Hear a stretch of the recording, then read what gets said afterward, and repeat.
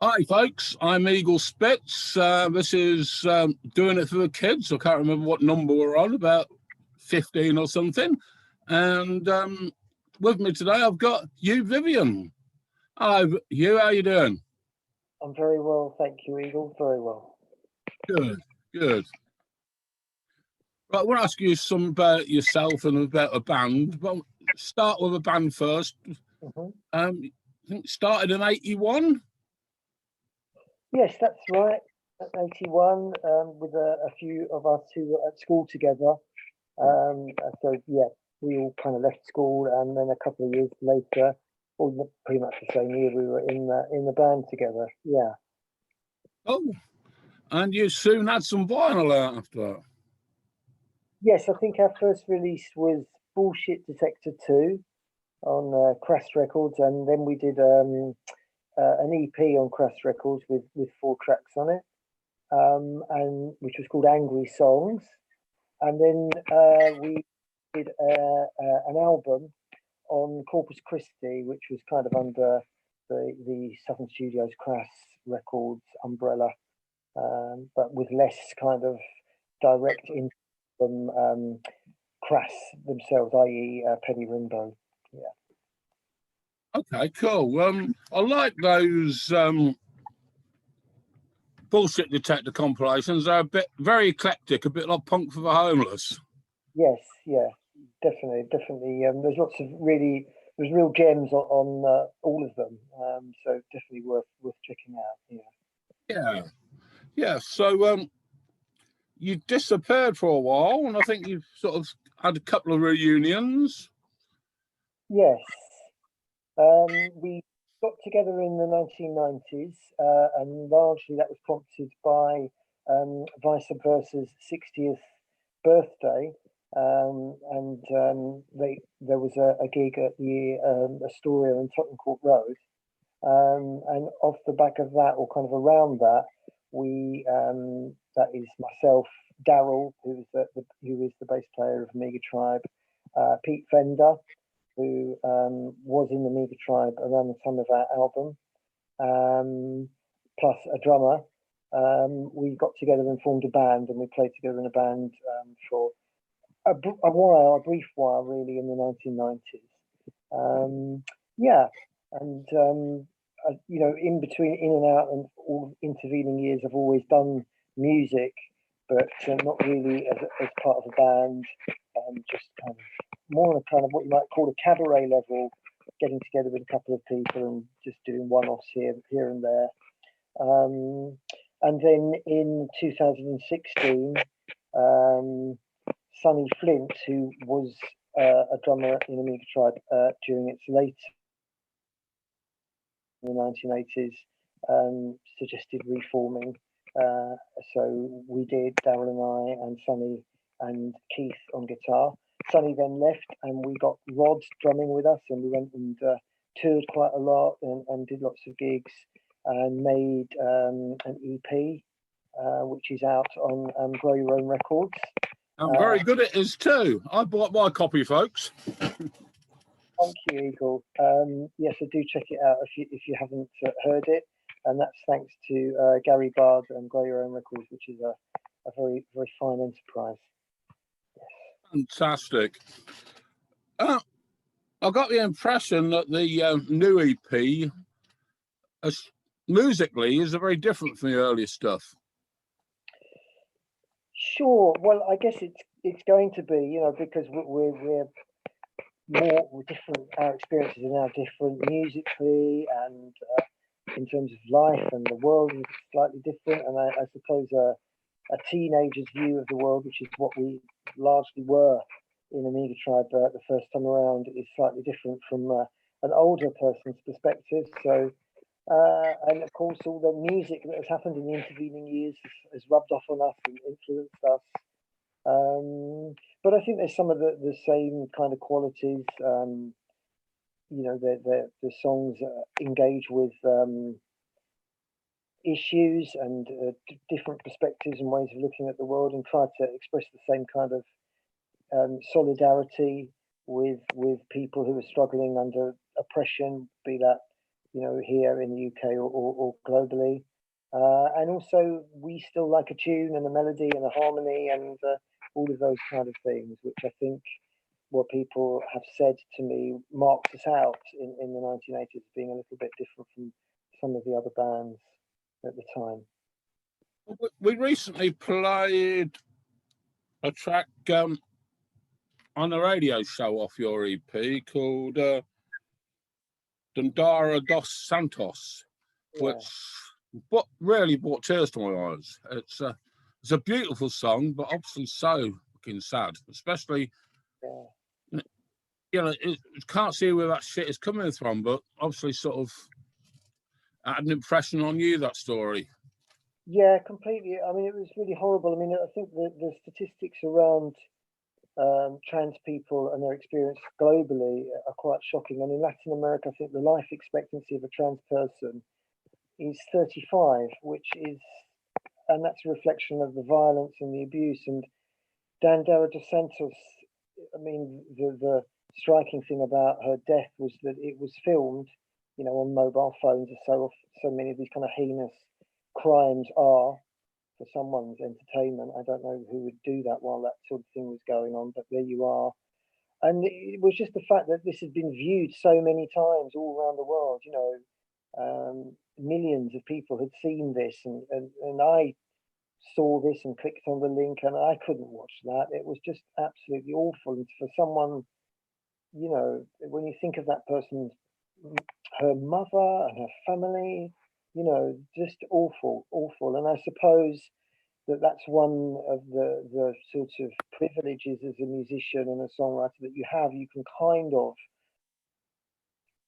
process those kind of horrible, horrific things that happen in the world through making a song.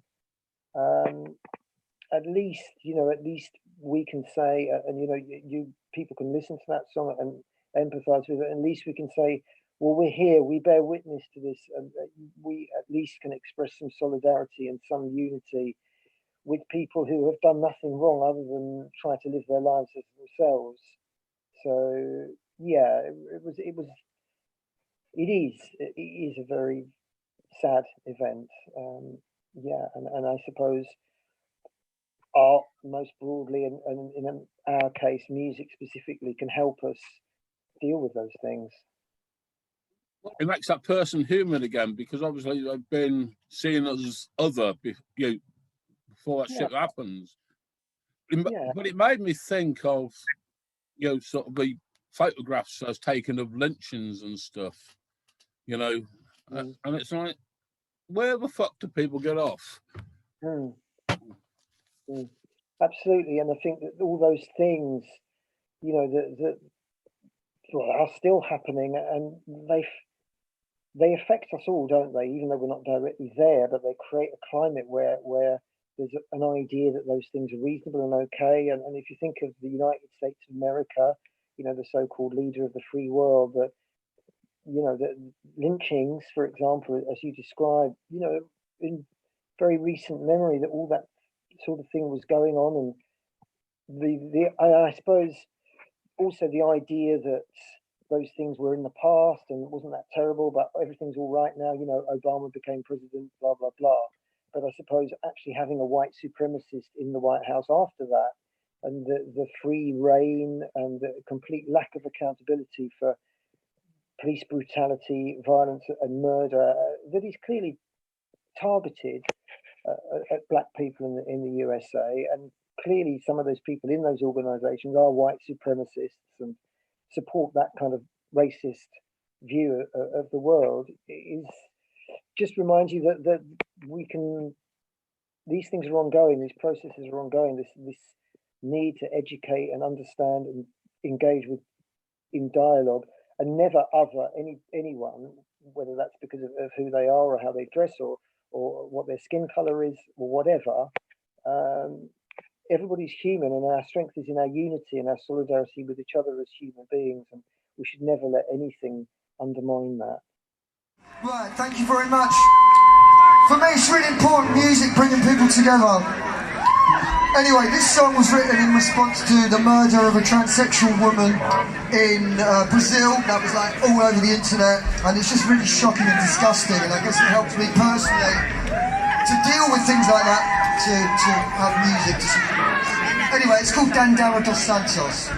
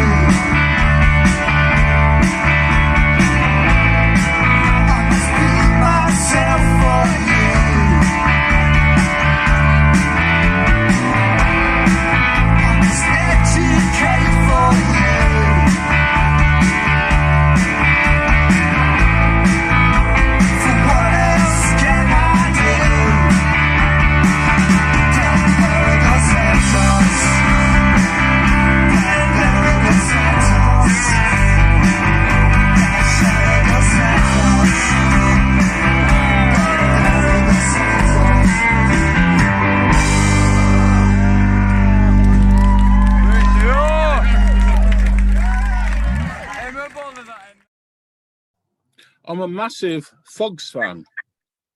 Fugs from the 60s, and they had a reunion album after about 15 years. And one of the songs on it was a song I'd recently written called "Keeping the Issues Alive." Mm-hmm. And I think with my band and obviously sort of Amiga Tribe, seems that yes, we may have moved on, but we cannot forget. Yeah, I mean, when we reformed, one of the songs that Amiga Tribe did was called "Make It a Thing," and the idea of that was that there were things. I mean, the lyrics referred to the peace movement in the 1960s, and feminism, and the battle against climate change and our relationship with the environment and the planet, and all those things are still completely current, and they're still right. It's still absolutely right to want to bring people together and to celebrate peace and unity, and to stave off the worst impacts of environmental degradation around the globe, and to stand up for oppressed people all around the planet. Yeah, exactly. It might be same old stuff, but it has to be said. It has to be restated, because if you stop saying it, then you just leave the floor clear for people to come in and go, oh, well, that doesn't matter. That's not important. That's not an issue. That's not real, what you're describing. That discrimination, that prejudice, no, that's not a thing. So I think it is absolutely, what your band and what bands are doing and what music does is really important, because it keeps that awareness and alive, and that desire to tell people to go out and try and learn and try and see the world from different perspectives. Yeah, I think we need to see stuff through different eyes. Yeah, absolutely. About empathy. Mm. So let's change the subject. You're not a musician full time. No. You're a teacher, aren't you? Yes, I'm a school teacher and primary school teacher. I worked that one out because the first streaming you did for us was in a school. So bonus points to Eagle Spitz. Well done. Yeah, in the school. Yeah, which is it's quite a nice venue to do it. I'm a teacher. I think that education is really important. I mean, it's a strange. I suppose politically, if I consider myself anything, an anarchist, I think that's a lovely thing to be and try and investigate and try and celebrate. So you're kind of against authority. However, I do believe in consensus, and I do believe that we make, this is what I say to people in school, whether they're children or adults, we make a set of agreements, call them rules if you want, and these are based on our moral values. So, for example, we don't use homophobic language in our school, because when we come through those gates, we all have agreed that that's not okay, and we don't do it. And that's how I think, this notion of authority. I don't. So in the punk movement, there are a lot of kind of quite nihilistic anarchists. It's all about no authority but yourself, or fuck everyone. And I don't personally buy into that. I think it's absolutely about dialogue with other people, building common understandings, sharing morals and values. This is not okay. This is why I don't think it's okay. And of course, being open to have them being challenged.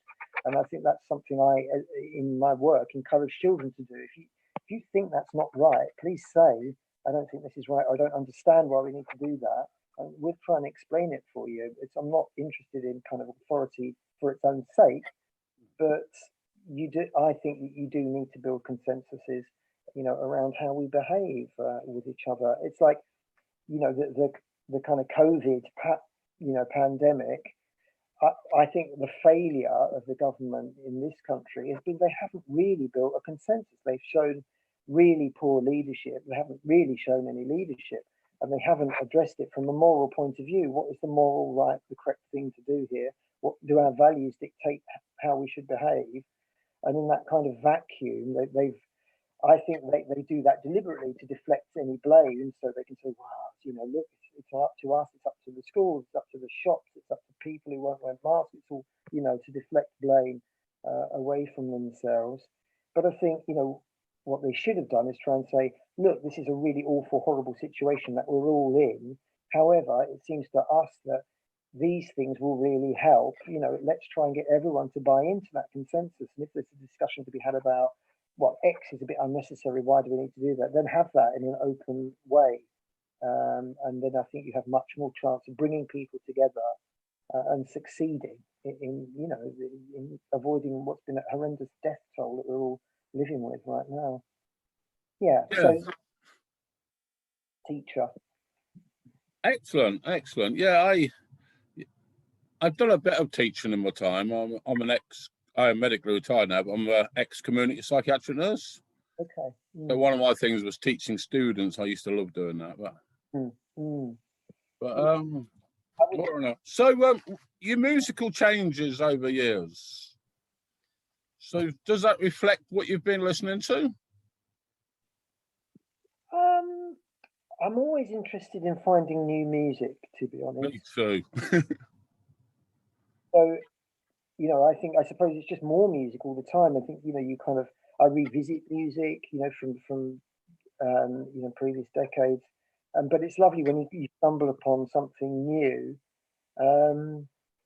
But I think when you're young, when you're a teenager, you're much more likely to be influenced by the music that you listen to, and you think, "Oh, I want to be in a band like that," or "I want to make songs that are a bit like that," or express those kind of sentiments, or "I want to look a bit like that guy because he looks really cool," and all of that kind of thing.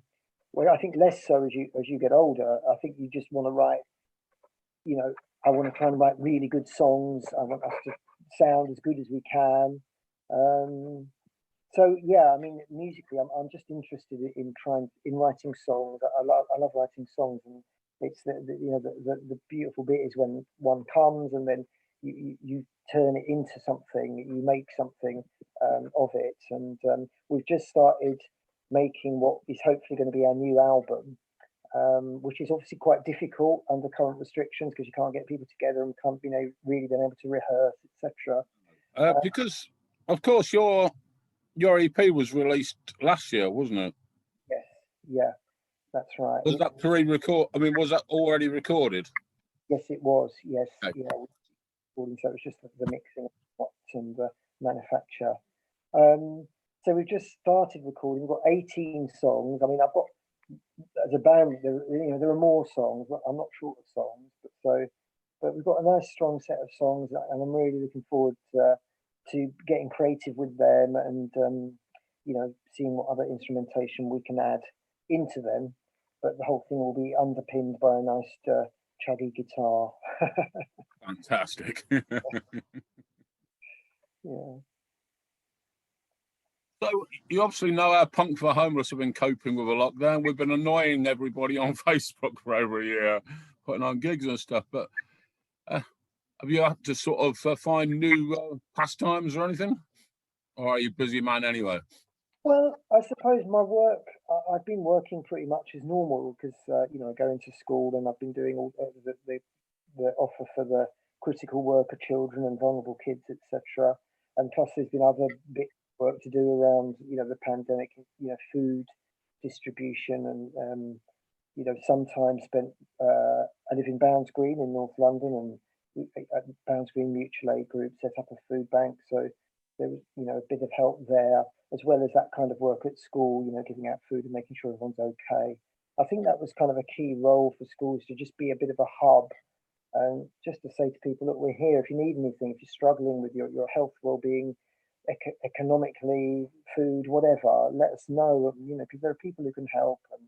And I think that's a positive thing, the rise of mutual aid. I mean, I think that, Punk for the Homeless is a good example. Ostensibly, it's a charity, but it's more than charity work, isn't it? There's there's a good guy. I mean, there are some good people in the Labour Party. There are some terrible people in the Labour Party as well, but there are some good people. There's a guy called Alan Gibbons who was recently suspended from Liverpool. I don't really know why.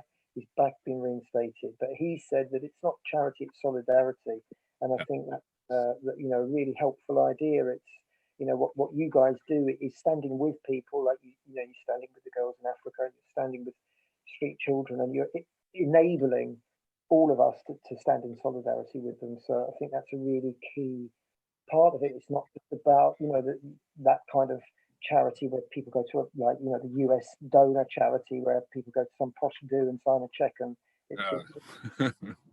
and so that's why I really like it. It is about solidarity, and it is about standing together for something that's really helpful. So yeah. Cool. Brilliant. Well, any last words? Just thank you very much for the opportunity, because it certainly helped my well-being over lockdown to have some opportunity to share some of my songs with people and to keep the kind of Amiga Tribe thing going. So thank you, and really looking forward to doing the next show. And I love all the shows, and it's great seeing some new music from artists who I didn't know their work of before. So thank you guys very much. Brilliant. And you can see who later today, folks. So bye-bye, and much love to Who and the rest of you. Bye-bye now. Thank you.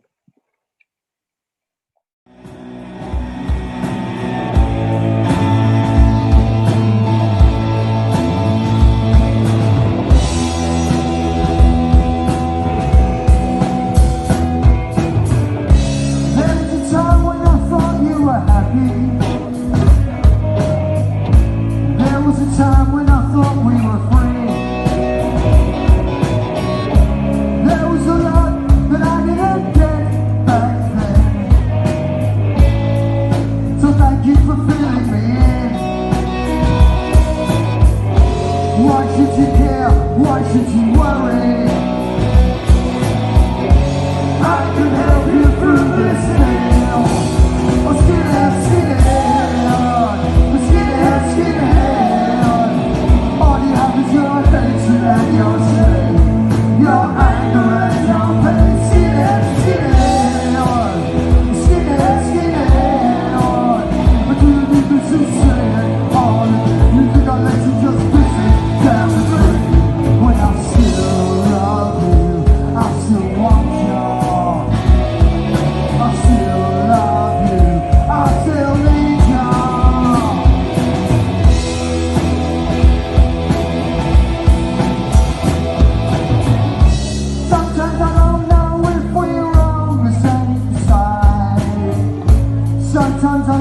person that we're not. Sometimes I